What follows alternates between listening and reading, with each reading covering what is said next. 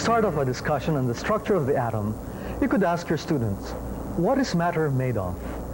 You might get all sorts of answers. Some will say that matter is composed of particles. Evidence for this?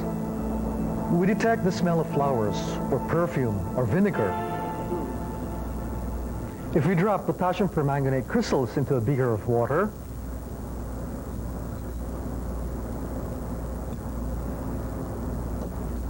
the color diffuses slowly throughout the water. Many people also have the idea that matter is made up of atoms and molecules. This is not a simple conclusion that just anyone makes from observing things. It requires a leap of the imagination. But that was the conclusion reached by the Greek philosophers Leucippus and Democritus in about 400 BC.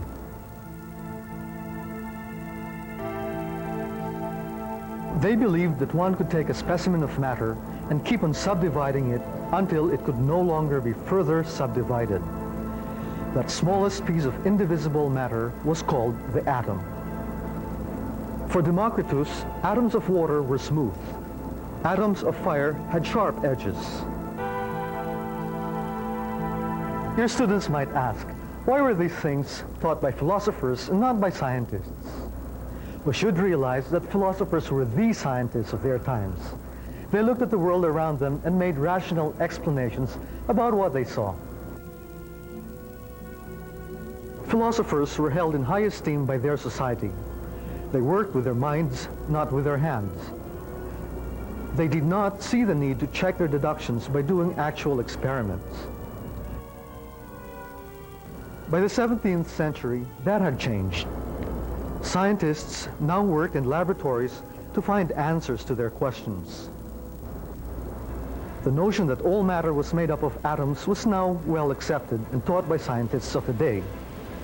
In 1803, John Dalton revived the theories of Leucippus and Democritus. He proposed that atoms were the smallest particles of matter. Atoms of a specific substance were small, indivisible spheres of identical size. Dalton presumed that they had hooks on them so that they could combine to form other compounds. These are the symbols Dalton used to represent substances.